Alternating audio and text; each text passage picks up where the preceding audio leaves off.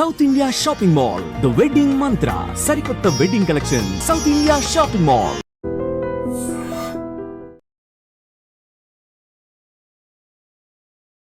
Welcome back to IT media.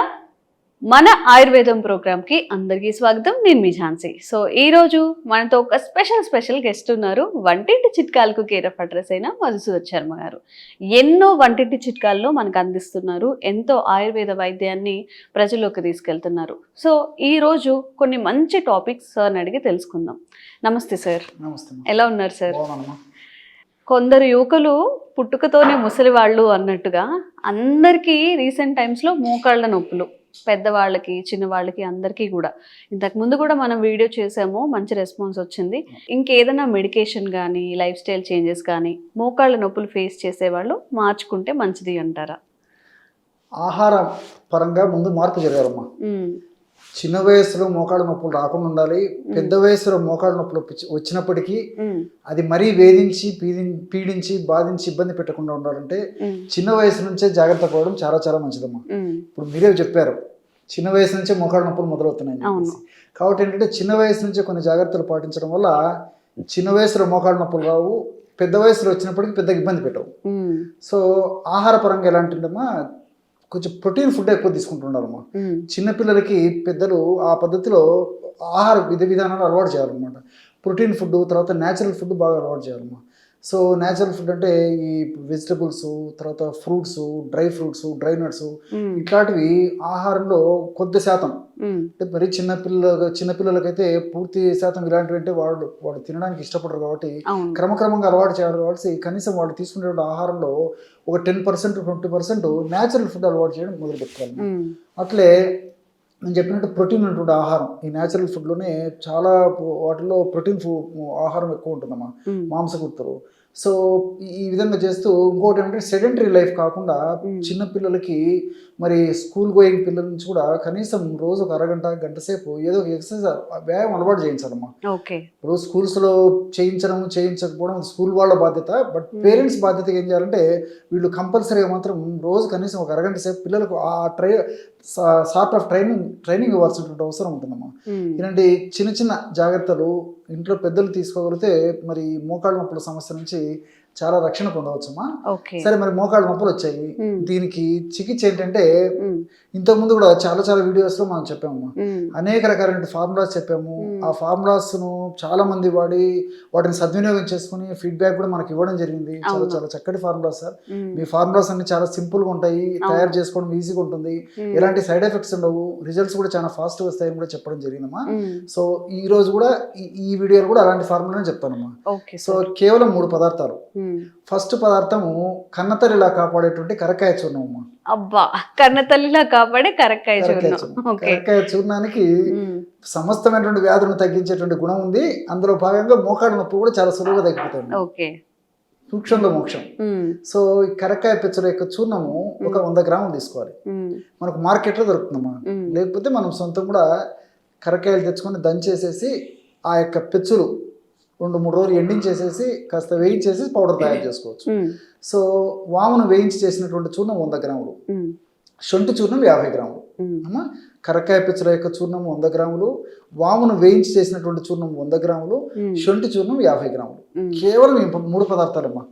ఈ 3 పదార్థాలు బాగా కలపడం వల్ల బ్రహ్మాండమైనటువంటి చిన్న పిల్లల నుంచి పెద్దల వరకు ఉపయోగపడేటువంటి, అంటే అందరికీ ఉపయోగపడేటువంటి, ముఖ్యంగా షుగర్ వ్యాధిగ్రస్తులకు, బీపీ వ్యాధిగ్రస్తులకు, వెయిట్ ఎక్కువ ఉన్నటువంటి వాళ్ళకు అందరికీ ఉపయోగపడేటువంటి దివ్యమైనటువంటి ఔషధం మనకు తయారైనట్లే. అందరూ వాడుకోవచ్చు అమ్మా. మోకాళ్ళ నొప్పుల సమస్యకి ఇంకా రామబాణం. సో ఈ 3 పదార్థాలు ఈ విధంగా కలుపుకోవడం వల్ల మనకి దాదాపు ఒక 250 గ్రామ్స్ ఔషధం రెడీ అయిపోతుందమ్మా. సో ఈ 250 గ్రామ్స్ ఔషధము అంటే 100 గ్రాములు ముందే చెప్పాము కరక్కాయ పెచ్చులు, 100 గ్రాములు వాము వేయించిన చూర్ణము, 50 గ్రాములు శొంఠి పొడి. సో మొత్తం 250 గ్రామ్స్ అయింది కదమ్మా. ఇది ఒక గాజు సీసాలో నిల్వ ఉంచుకొని రోజు ఉదయం ఆహారానికి ఒక 10-15 నిమిషాల ముందు, రాత్రి ఆహారానికి ఒక 10-15 నిమిషాల ముందమ్మా జస్ట్ ఒక 50 ml నీళ్లు తీసుకొని లేదా 100 ml వాటర్ తీసుకొని 1/2 టీ స్పూన్ ఆ పౌడర్ కలిపేసి తీసుకోవాలి. ఓకే ఇంత కేవలం 2 times అమ్మా, morning night okay before food. ఒకవేళ వయసు చిన్నవాళ్ళు అయితే అంటే ఏదో 15 సంవత్సరాలు 20 సంవత్సరాల వాళ్ళు కూడా 20-25 సంవత్సరాల వాళ్ళు కూడా ఈ పెయిన్స్ వస్తున్నాయి కదమ్మా, వాళ్ళకైతే 1/2 teaspoon సరిపోతుందమ్మా. ఓకే సో పెద్దవాళ్ళకు నేను చెప్పినటువంటి ఈ యొక్క డోసు, మరి చిన్న పిల్లలకి అదే చిన్న వయసు వాళ్ళకైతే 1/2 teaspoon రోజు 2 సార్లు వాడుకున్నా సరిపోతుంది. ఈ విధంగా క్రమం తప్పకుండా రోజు 2 సార్లు వాడుకోవడం వల్ల మోకాళ్ళ నొప్పుల్లో చాలా అద్భుతంగా పనిచేస్తుందమ్మా.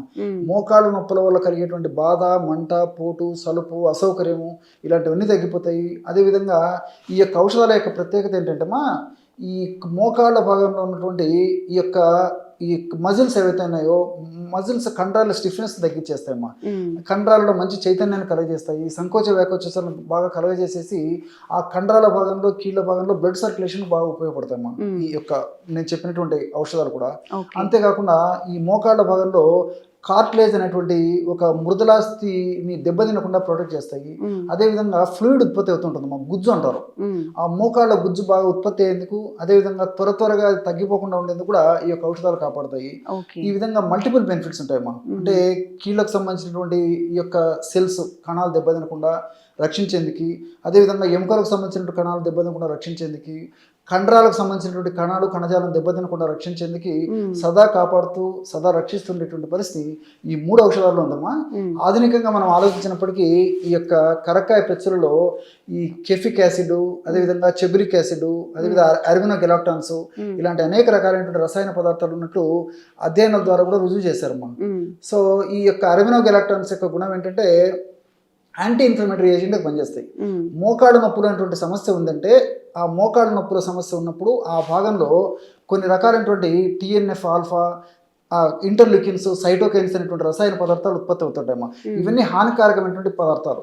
ఈ యొక్క పదార్థాల ఉత్పత్తి తగ్గించేందుకు ఈ అర్బినోగెలాక్టాన్స్ అనేటువంటి రసాయన పదార్థాలు కరక్కాయలు ఉన్నాయి కాబట్టి అవి పనిచేస్తాయమ్మా.